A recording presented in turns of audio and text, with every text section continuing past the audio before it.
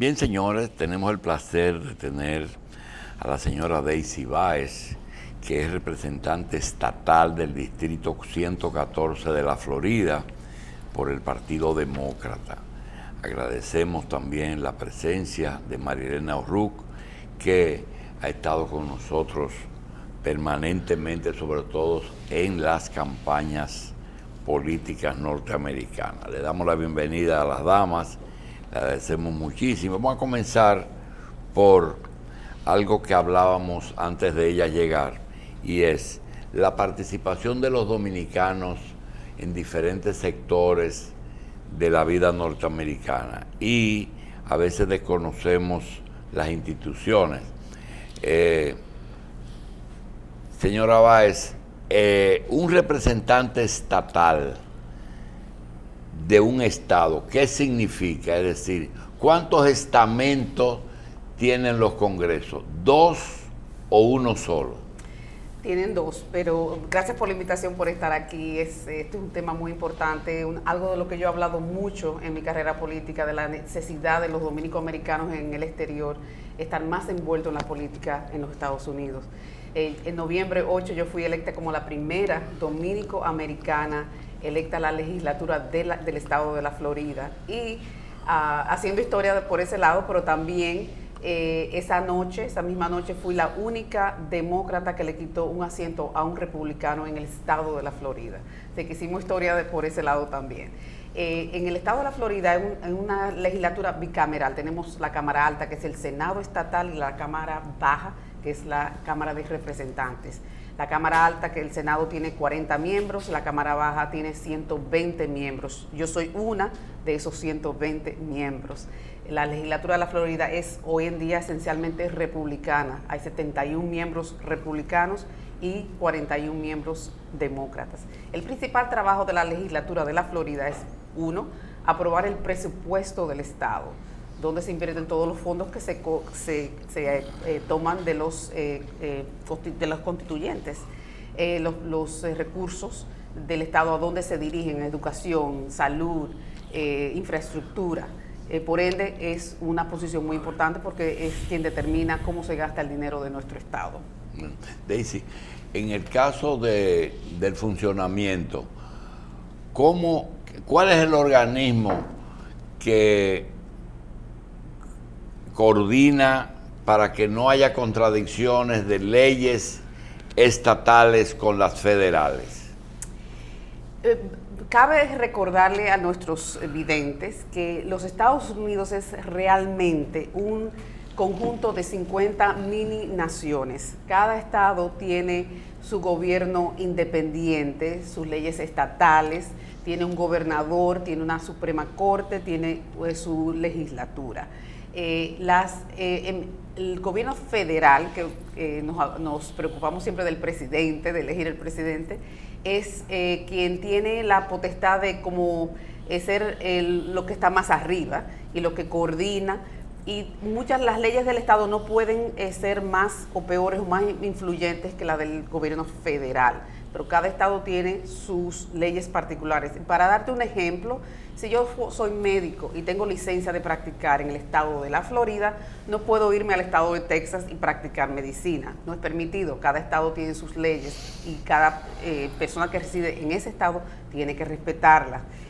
Los estados realmente son, hasta cierto sentido, más importantes que el gobierno federal, porque las leyes que te afectan a ti al día a diario, dónde tus hijos van a la escuela, quién repara tus carreteras, qué servicios se dan en tus diferentes barrios, qué puentes se construyen, todas esas cosas son decididas a nivel estatal, no federal.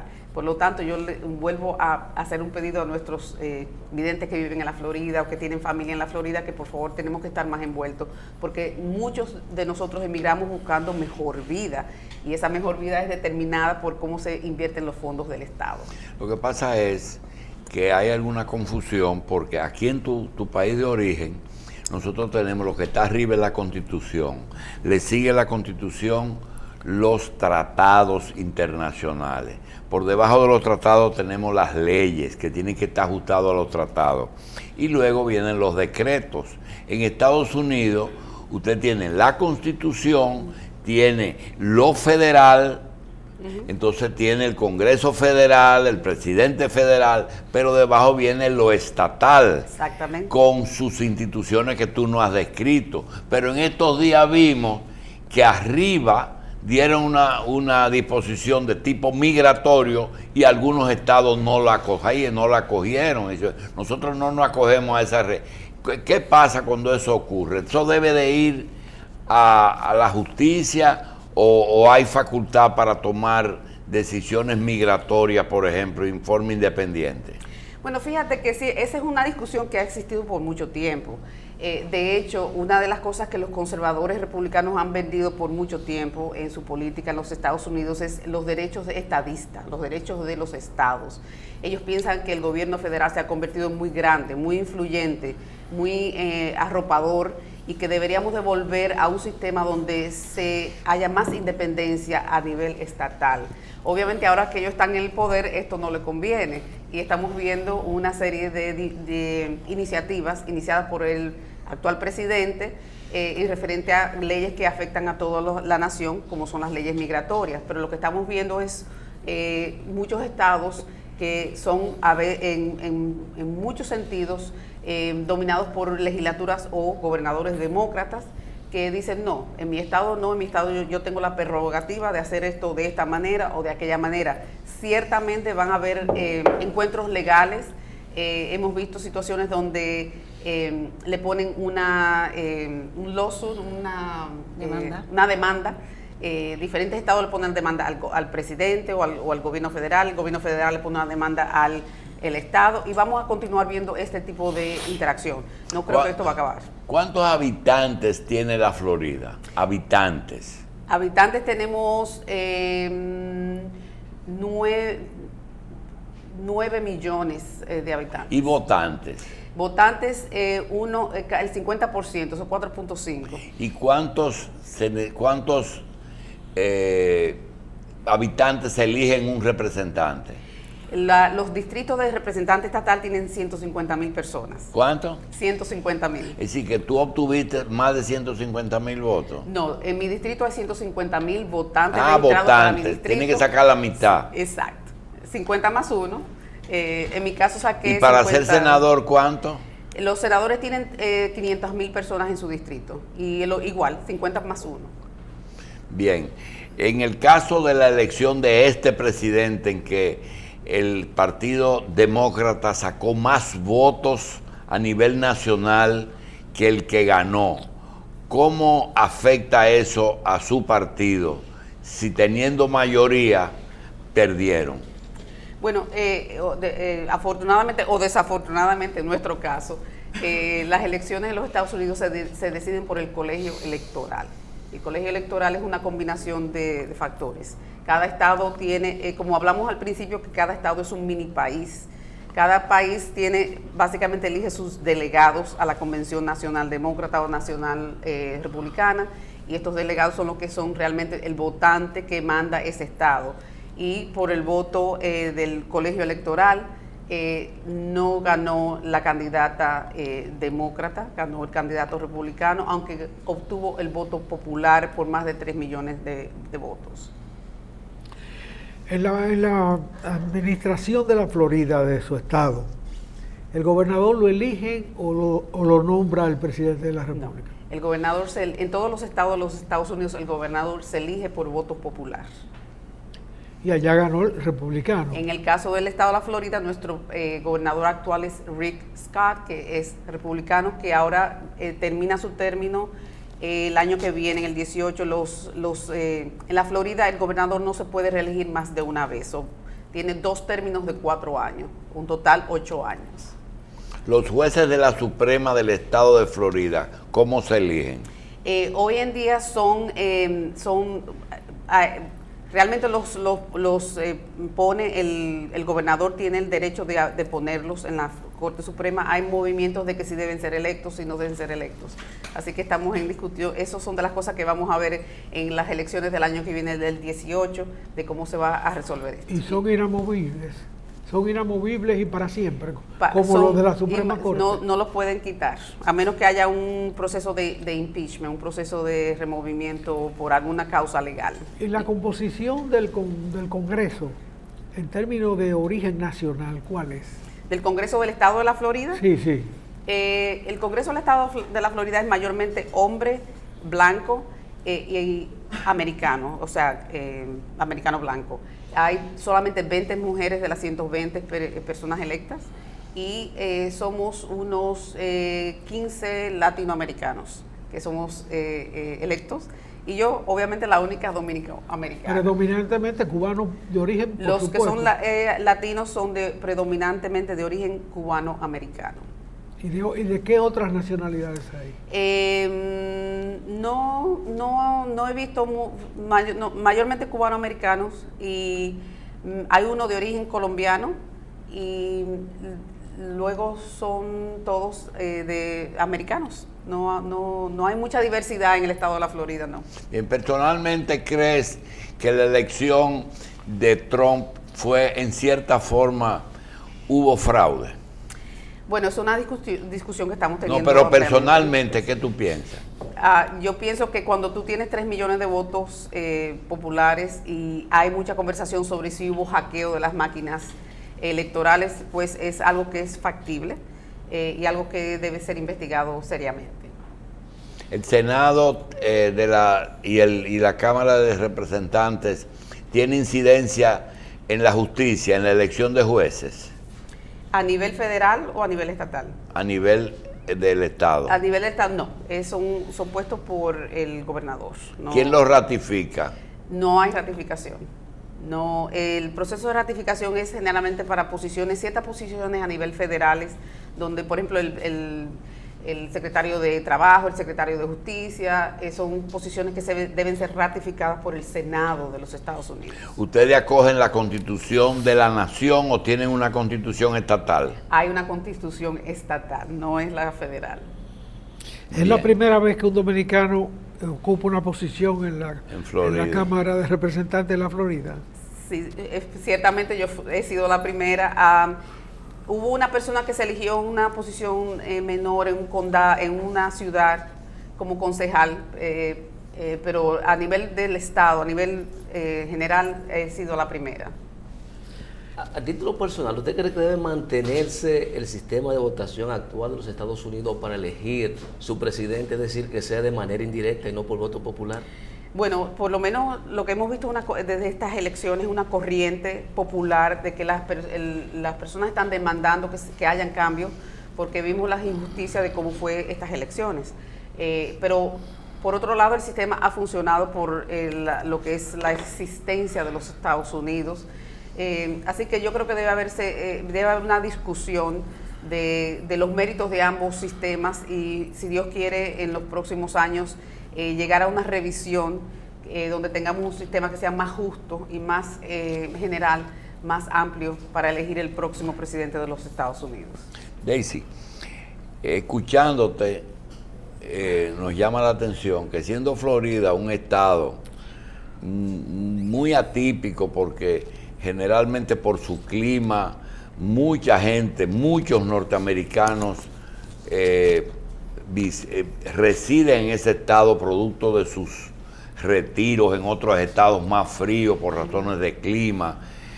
Muchas personas son personas de color negro y no hablemos de los cubanos, que dice que la revolución cubana, la principal conquista fue Florida, dice el ingeniero Cuello. Sin embargo, oyéndote que hay una permanencia del blanco caucásico típico que domina los estamentos de poder, háblanos entonces de cuál fue el tránsito que tú seguiste desde que llegaste a Estados Unidos hasta llegar a ser representante, porque uno a veces piensa que eso es inalcanzable. Sin embargo, tú eres un ser normal que lo lograste y a lo mejor después quieres ser senadora y a lo mejor tenemos una presidenta de la República.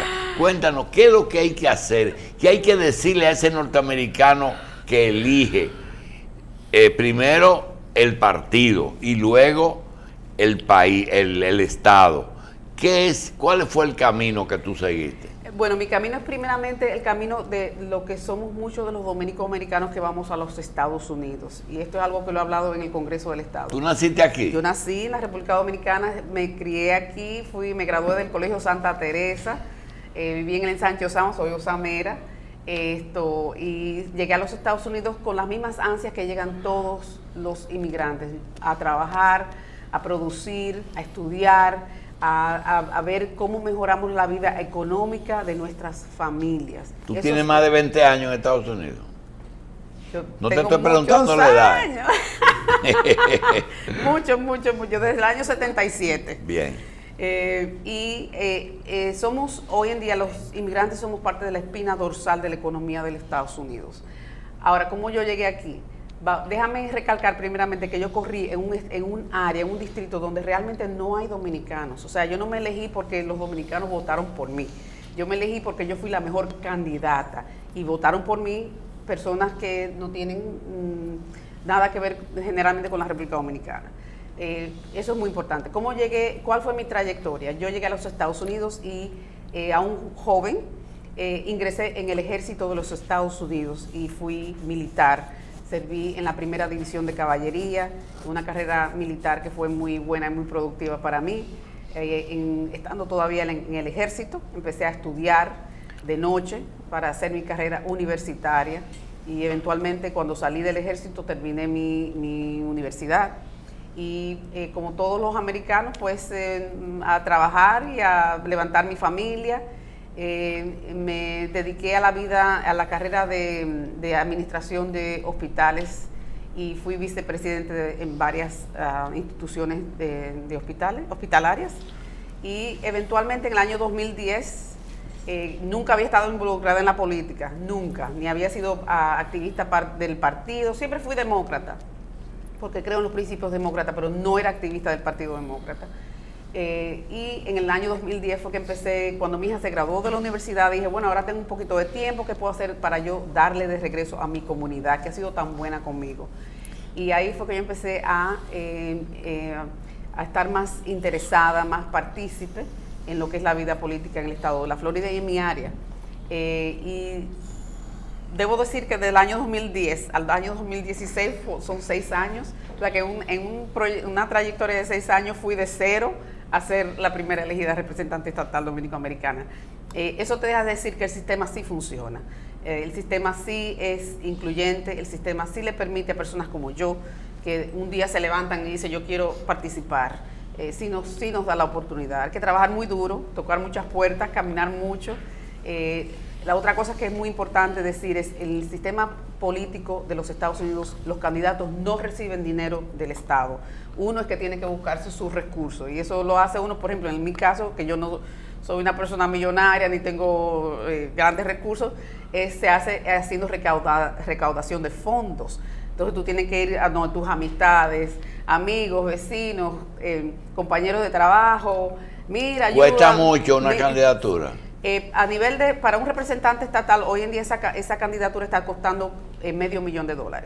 ¿Te costó $500,000? A mí personalmente tuve que levantar $250,000 y el partido aportó un balance. ¿Tú tienes hijos? Una hija, Nicole, mi hija tiene 27 años, graduada ya de la universidad, excelente ser humano, y ese fue mi principal trabajo. El trabajo que dijiste de administración hospitalaria, ¿influyó en tu carrera política? Sí, influyó en mi carrera política porque una de las cosas que yo trabajaba era, por ejemplo, el hecho de que yo bajaba a la sala de emergencia de mi hospital y veía que estaba llena y la mitad de las personas en esa sala de emergencia no tenían seguro. Los hospitales estaban absorbiendo un costo multibillonario de lo que es el tratamiento a personas que no tenían seguro. Y como vimos con los cambios que se vieron con la ley, la implementación de la ley Obamacare, vimos que hoy en día el número de personas sin seguro ha bajado incrementalmente. Y esto ha sido muy favorable porque los planes Obamacare incrementan o incentivan la medicina preventiva, que es sencillamente ser más saludable, ver a un médico regularmente, cosas que son mucho más baratas que cuando la persona no tiene seguro y cuando se ve con un problema muy serio y llega la emergencia, ahora tenemos un problema que puede costar cientos de miles de dólares. Y se hizo universalización del seguro para que todo americano tenga su seguro. Lo que la ley Obamacare da es acceso a seguros médicos a un precio razonable. En resumen, eso es lo que es la ley. Pero eso de precio razonable, Daisy, decía el doctor Hanna, que trabaja con nosotros aquí, que la medicina, la salud no tiene precio, pero tiene un costo. Bueno, el sistema que tenemos en los Estados Unidos es un sistema generalmente que es privado, es donde tú tienes hospitales médicos que te tratan y cobran una prima y ese es el sistema que tenemos. ¿Le cobra la compañía de seguro? Ellos le cobran a la compañía de seguro si tú tienes seguro, pero si no tienes tú que pagarlo. ¿Y quién le paga a los que no tienen seguro? Hay varias maneras de que eso se resuelve, pero mucha gente dice, pero no podemos poner Obamacare porque ¿quién va a pagar por eso?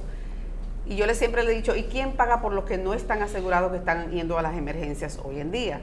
Los hospitales no absorben ese costo, esos son entonces costos que se le dan a las otras personas que están aseguradas o, por ejemplo, en muchos casos, muchos estados, muchos condados suplementan eso con dinero de los impuestos y le ayudan a cubrir esos gastos a los hospitales, pero eso hay que pagarlo, eso no es gratis, no hay tal cosa como la medicina gratis en los Estados Unidos.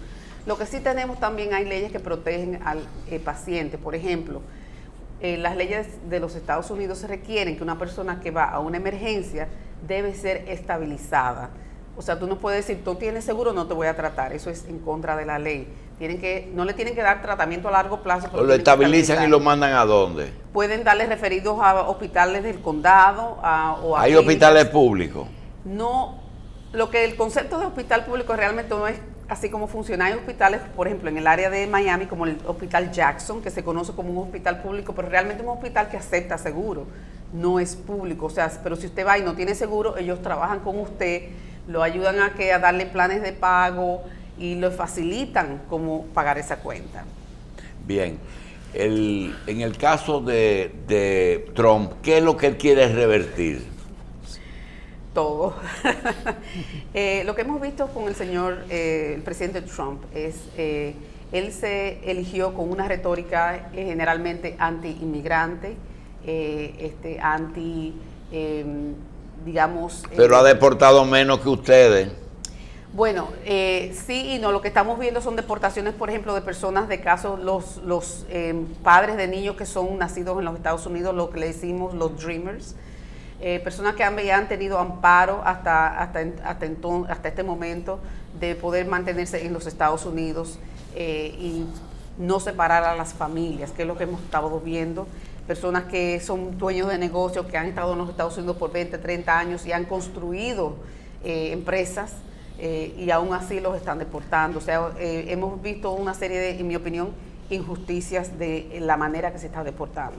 Daisy, el presidente Donald Trump, que es totalmente atípico, en Florida, que tú dices blanco, anglosajón, Ku Klux Klan, a lo mejor, pregunto, esa cúpula demócrata o republicana, blanca, y toda esa mayoría demócrata que ustedes tienen allá en Florida, ese señor que dirige allá, representa un pensamiento de esa minoría en Florida. ¿Hay americanos que piensan como Donald Trump? Claro que sí. Y lo que hemos visto fue en estas elecciones un resurgimiento de algo que yo pienso que estaba adormecido, que es un resentimiento en contra de las minoridades, en contra de los inmigrantes, en contra de los cambios. Creo que las cosas estaban progresando de una manera un poquito muy rápida para muchas personas. En la Florida la registración demócrata y republicana es más o menos 50-50%, pero sí sabemos que el votante republicano es más consistente, es un votante que sale a votar, que se asegura que vote temprano, que se asegura que vaya a la nómina. El votante demócrata es un poquito más rezagado en ese sentido, pero también vimos el factor, en el caso de la Florida, donde hubo un candidato, tercer candidato. Hillary Clinton perdió la Florida por 70,000 votos.